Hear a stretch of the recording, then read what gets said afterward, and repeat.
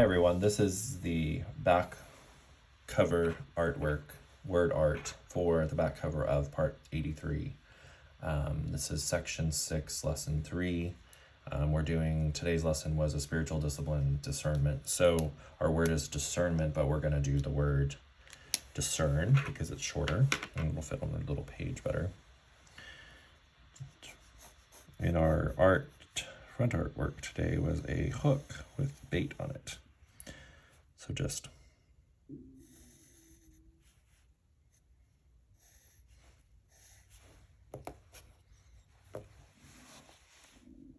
my stomach's growling. I'm hungry.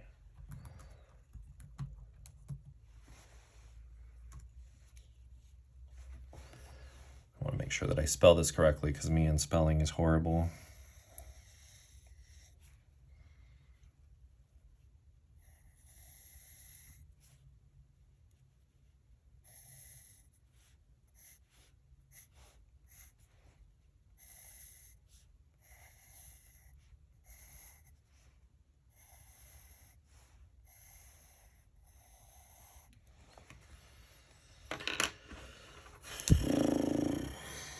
A strange mood today. I'm not sure what my mood is.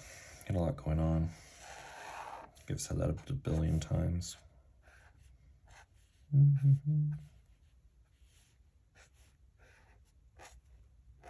It's funny doing these curriculum videos like every day, 6 days a week, because it's like I'm always, for the next year, I'm going to be on camera being recorded. It's just an interesting,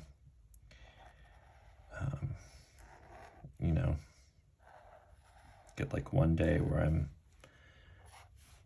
not recording myself with something, so it's interesting. I don't know that I'm a wild fan of it, but I also don't know that I hate it. It's just, I guess, what it is for the time being. Just trying to be obedient to the Lord. This is what it looks like right now. I think obedience to the Lord throughout our lives just takes these different forms of whatever God's asking us to do. And us having to be obedient, not to hide our talents on the ground, but to do what he's asking us to do faithfully. And I guess recording 7 videos a day for a year takes faithful endurance.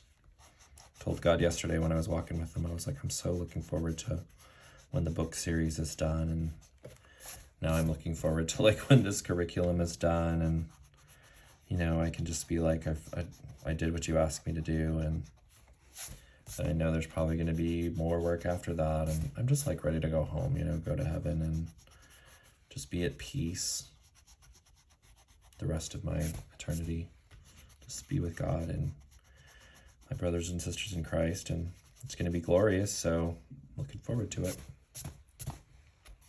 I think it's okay that we look forward to heaven. That gives us the eternal perspective of the things we're doing today, like the obedience part of what God asks us to do. Like a lot of times we just don't have the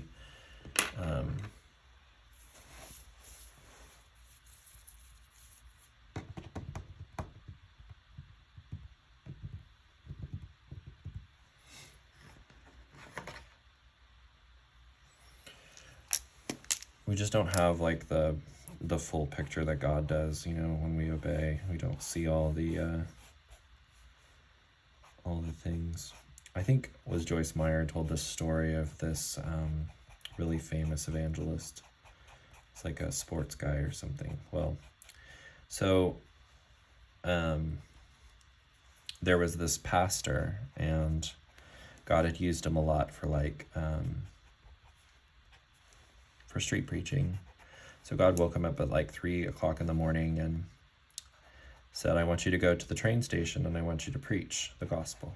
And it was 3 in the morning, and the guy was like, surely that can't be the Lord. So he goes back to sleep. Then he gets woken up a little bit later, and not much later, but he gets woken up again, and God's like, I want you to go preach in the subway station or wherever it was. And finally, after being woken up multiple times by God, he's like, okay, this must be the Lord. So he goes to the train station and he preaches on one of those multi-level metros. If you've ever been to like New York, there's like multi-levels, you know, above and below or whatever, and they're kind of open to each other.